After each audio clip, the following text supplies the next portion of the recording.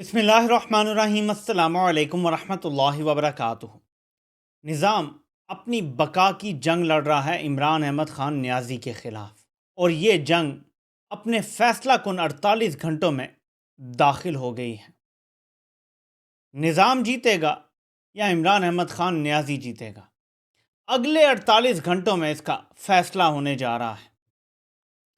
پاکستان میں عدلیہ ہمیشہ اسٹیبلشمنٹ کے ساتھ کھڑی ہوئی ہے، آج بھی عدلیہ بائی لارج اسٹیبلشمنٹ کے ساتھ کھڑی ہے۔ گنتی کے چند ججز ہیں جنہوں نے علم بغاوت بلند کیا ہے، لیکن وہ کسی اہم ترین پوزیشن پر نہیں ہیں۔ ایک جج صاحب جو تھے لاہور ہائی کورٹ میں، انہیں وہاں سے نکال دیا گیا ہے۔ صورتحال کیا ہے آپ کو بتاتا ہوں، لیکن اس سے پہلے دو تین اہم ترین باتیں ہیں، ذرا ان کا جائزہ لے لیتے ہیں۔ یہ جو نئی جنگ شروع کر رہے ہیں، اس پر عمران احمد خان نیازی نے آج سے 11 سال پہلے کچھ کہا تھا، اور میں یہ پڑھنا چاہوں گا۔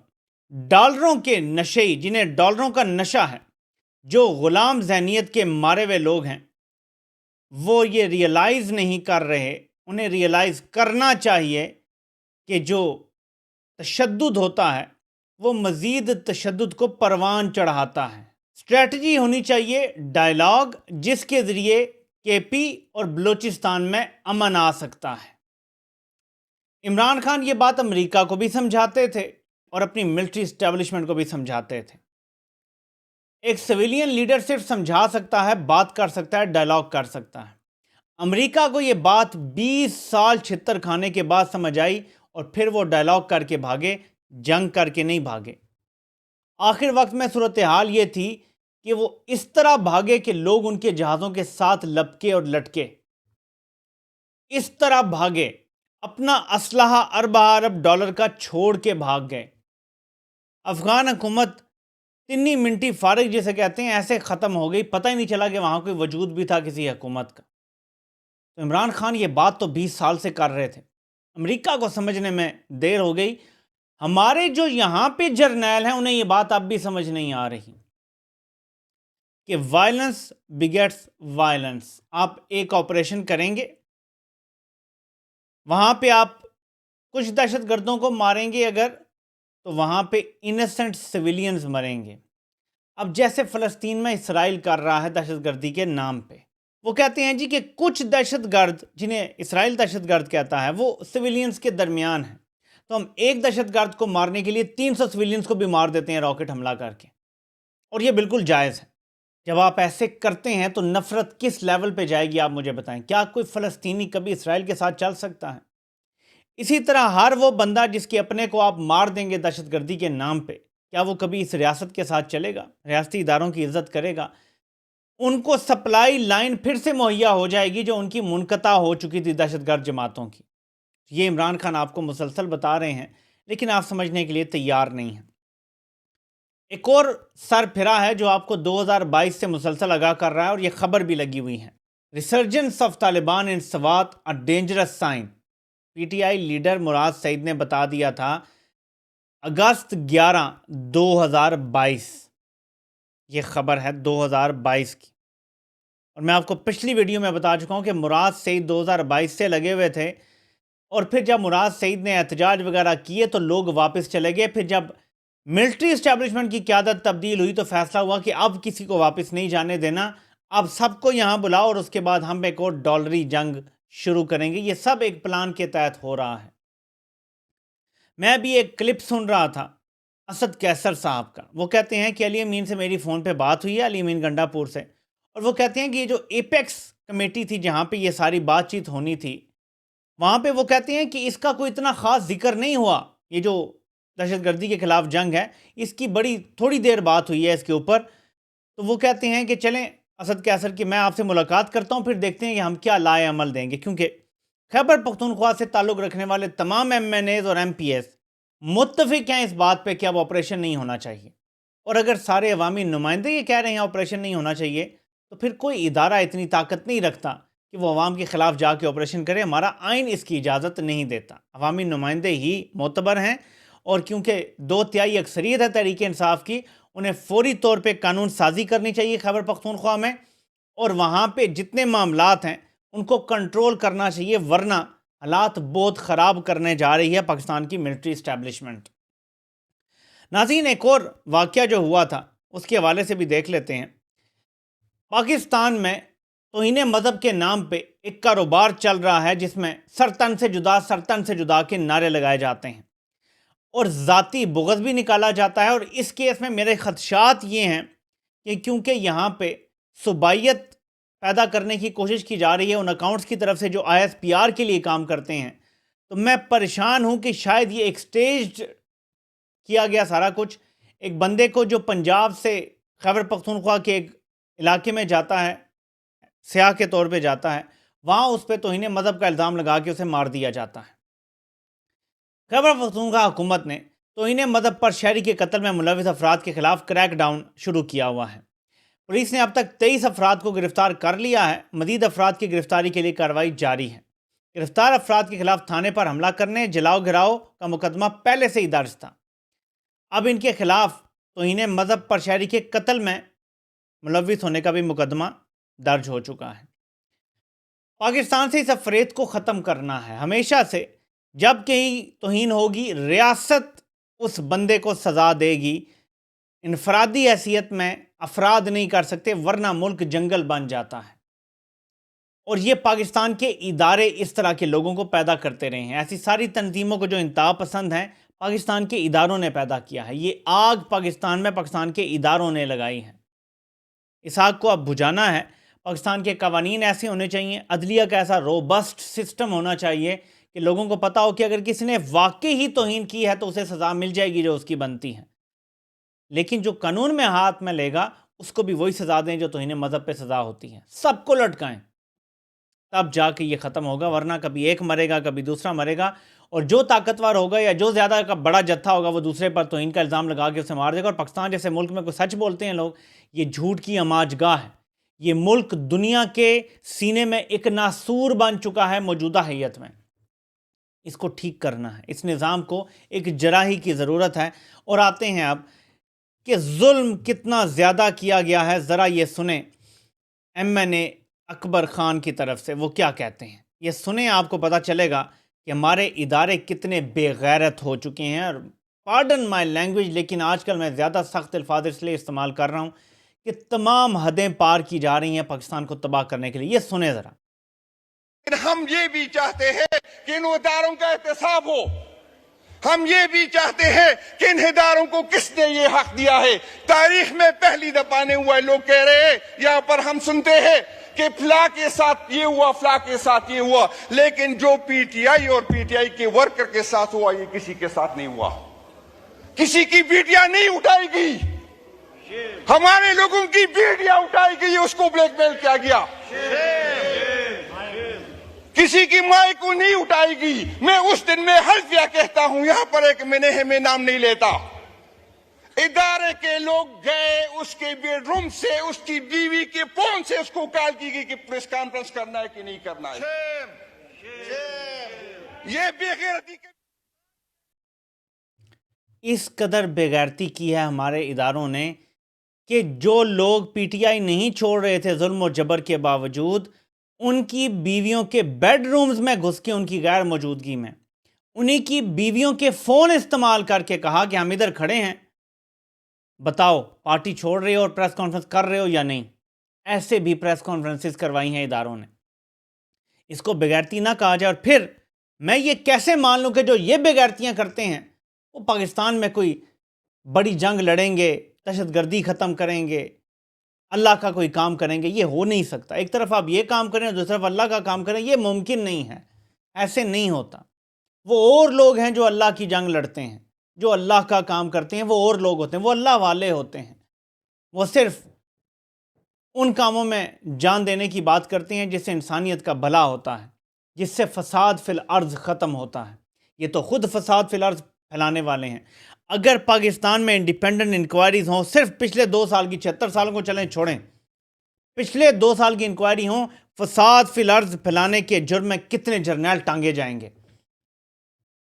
میرے پاکستانیوں، یہ مذاق نہیں ہے جو انہوں نے کیا ہے۔ اور اب آتے ہیں اس خبر کی طرف جو اس ٹائم ہر بندہ ڈسکس کر رہا ہے، ہر یوٹیوبر ڈسکس کر رہا ہے، ہر بندہ سوشل میڈیا پہ بات کر رہا ہے۔ اور وہ خبر ہے جو فل کورٹ بیٹھا ہوا ہے پاکستان کے مستقبل کا فیصلہ کرنے. اس فل کورٹ کے فیصلے پہ انحصار ہے کہ پاکستان میں اسٹیبلشمنٹ نے ہی آئندہ حکومت کرنی ہے یا اس ملک میں کبھی جمہوریت نے بحال ہونا ہے. یہ فل کورٹ فیصلہ کرے گی. افسوس کا مقام یہ ہے کہ فل کورٹ اسٹیبلشمنٹ مینج کر چکی ہے. صرف ایک معجزہ ہوگا جو فل کورٹ کا فیصلہ آئین اور قانون کے مطابق آئے گا، اور سب اس معجزے کو ایکسپیکٹ کر رہے ہیں. اور میں بھی دعا کر رہا ہوں کہ کوئی معجزہ ہو جائے اور اس ملک میں یہ جو جبر کا ظلم کا نظام ہے یہ تباہ و برباد ہو جائے. فل کورٹ نے فیصلہ کرنا ہے کہ مخصوص نشستیں کسے دینی ہیں، اور اگر یہ فل کورٹ فیصلہ کرتی ہے اکثریت ان کی کہ مخصوص نشستیں حکومتی ایوان کو مل جائیں گی، حکومتی جماعتوں کو مل جائیں گی، تو پھر ایک بہت خطرناک آئینی ترمیم آنے جا رہی ہے. پاکستان کی ساری آئینی ترامیم جو کروائی گئی ہیں اسٹیبلشمنٹ کی طرف سے یا ان چور سیاستدانوں کی طرف سے، وہ سب ایک طرف، اور جو ڈیمیج یہ آئینی ترمیم کرے گی اس کا آپ بالکل بھی اندازہ نہیں لگا سکتے. یہاں تک کہا جا رہا ہے کہ پی ٹی آئی کو مجبور کیا جائے گا. یہاں تک کچھ لوگ کورٹ رپورٹرز بات کر رہے ہیں کہ ٹھیک ہے یہ سیٹیں آپ کو مل سکتی ہیں، ابھی ہم کسی کو نہیں دیتے، آپ آئینی ترمیم میں اس کے حق میں ووٹ دے دیں، آئینی ترمیم ہو جائے گی تو اس میں آپ کی سیٹیں بھی آپ کو مل جائیں گی. فی الحال آپ آئینی ترمیم کے حق میں ووٹ دے دیں، اور اس میں آئینی ترمیم میں ججز کی عمر ریٹائرمنٹ کی بڑھا دی جائے گی.